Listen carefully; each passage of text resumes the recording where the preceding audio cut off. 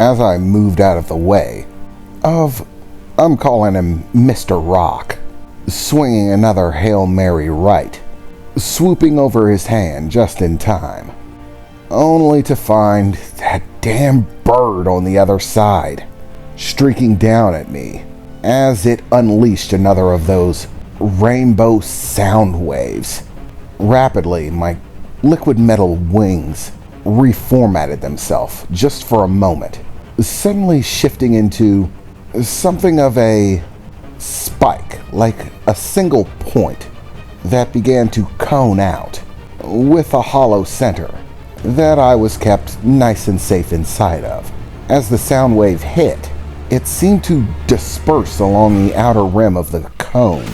Yeah, sure, it still sounded loud enough, but it didn't blow me away. Rapidly after which, my wings converted back to such, giving me a solid beating, sending me flying off in an opposite direction the bird, only to be confronted by Rebecca, appearing out of nowhere with that glowing pink sword of hers, and once again I was locked in conflict with her, trying to fend her off, while keeping Stone Guy, aka Mr. Rock, and her favorite pet Felicia at bay, all simultaneously. My liquid metal summoning seemed to be working out thus far. I was handling the odds far better than before. Even with the new rock monster added in, I was handling my own. But it was still an uphill fight. Trying to keep eyes on all three of them felt like an impossible task, even with the liquid metal summoning creature backing me up. I soon found myself completely losing track of where the bird went, having to keep up with Felicia's rapid darting assaults, disappearing and reappearing on the opposite side, to hit me with a flurry of strikes, vanishing again just to appear to throw some more magic stuff at me, all at blinding rates of speed. I just couldn't keep up with all of it. And in the very moment when I saw Mr. Rock's left hand coming around for another stroke, and I was about to move out of the way, I suddenly felt impacted by a dizzying force that was exceptionally loud. It was the bird again. It hit me with a back shot, and wouldn't you know it, sent me hurtling directly into Mr. Rock's hands. I impacted, leaving a crater in his palm, sending dirt and debris flying out sideways as I attempted to get up, only to find Mr. Rock's fingers all curling in on me, sealing tight on top of me, and beginning to squeeze. Luckily enough, the liquid metal wings were very quick to respond, summoning a barrier that quickly went into an outward burst, an extremely rapid one. Basically like an outward explosion of metal, a rapid expansion of the sphere that protected me. That sent Mr. Rock's hand exploding into little bits, before I turned that sphere back into wings, and was bolting off again, trying to get contact on as many of the targets as I could. Unfortunately, Felicia found me before I found her, taking another shot that I only barely managed to evade, only to run smack into Rebecca, swinging in with that blade of hers. Once again, I only barely managed to raise a defense as she came from overhead, dropping down. Despite her petite size, she hits like an anvil. As the blade came in contact with mine, I felt like someone had dropped a ton of bricks on me. I was honestly having a hard time holding myself up against the downward force, sparks grinding off of my blade, as Rebecca smiled down at me with the hit. "Oh, are you having a hard time keeping up, Heavy Metal? It's okay. I still like you anyways. And I must say, that little transformation of yours definitely had me surprised for a minute. But I have your number now, buddy," she said as she disappeared in another flash of pink. As she did, I saw her pet bird Felicia sweeping in for another attack, coming from the right, while Mr. Rock was coming from the left, having just regrown his hand. It was a pincer, having me caught in the middle. But in the edge of my sight line beyond Mr. Rock's hand, I saw a small shimmer of pink as Felicia appeared standing on Mr. Rock's arm. I have to take her out, I thought to myself. Okay, bob and weave, I said as I went for it, instead of trying to evade, rushing for the hand at breakneck speed.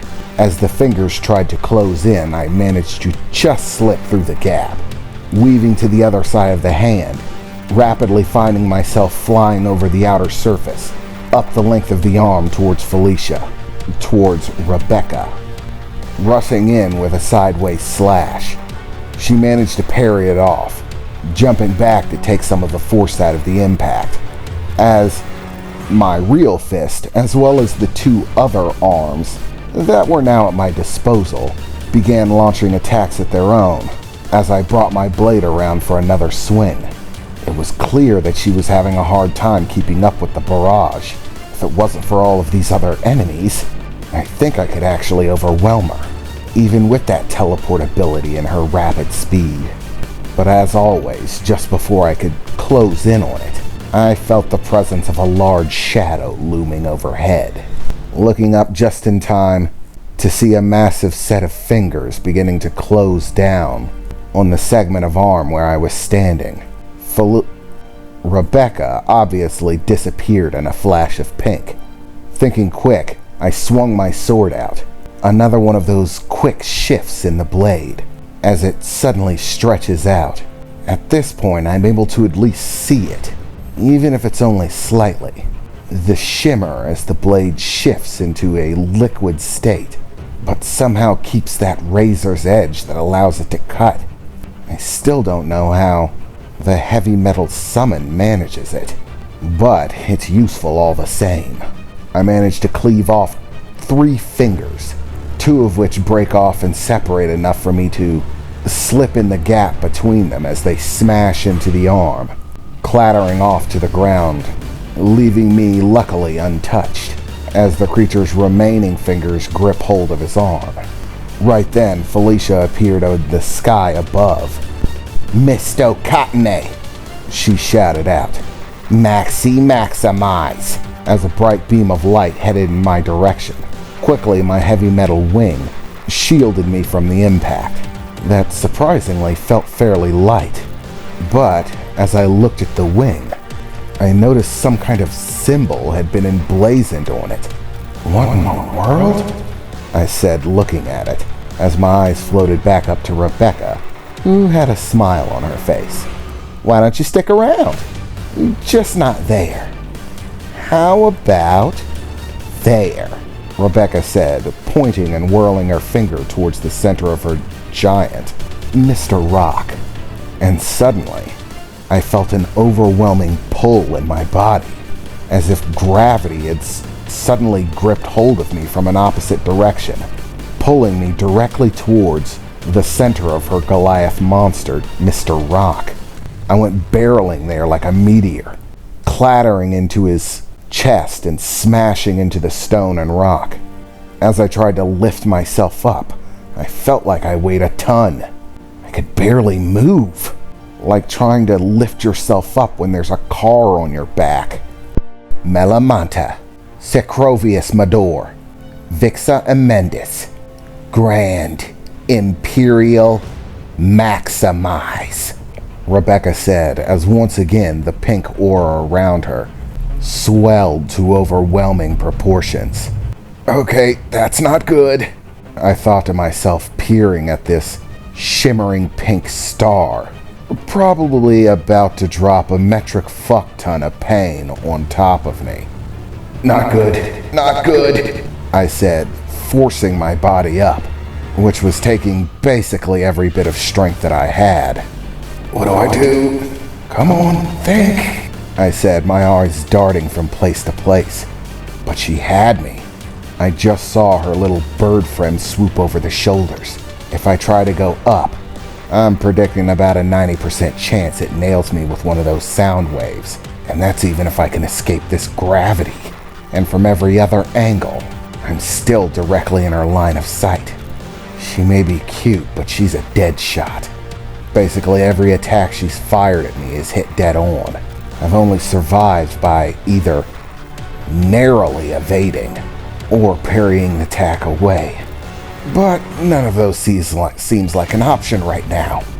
What do? Come on, Keven. Think. Brain harder, I thought in complete frustration, as an idea occurred to me. Well, why go up when you can go down? She wants to pin me? Fine. Let's see how accurate her aim is when she can't see me. As reacting to my thoughts, the liquid metal summon rapidly created a platform beneath me that rapidly swirled itself into a drill shape that began spiraling rapidly, throwing earth and stone out in every direction as it bored me into the heart of Mr. Rock, burying me deep within its form. Only a few seconds passed on the outside as everything became darkness, drilling far into Mr. Rock's body.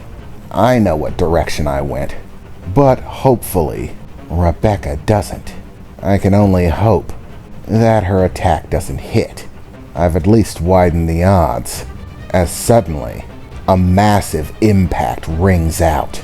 I can hear crumbling and shattering stone as I'm encased in a protective sphere meant to keep me from being blown to bits, as I feel the vibrations on one side of the sphere intensify greatly, continuing for a few moments before finally fading away.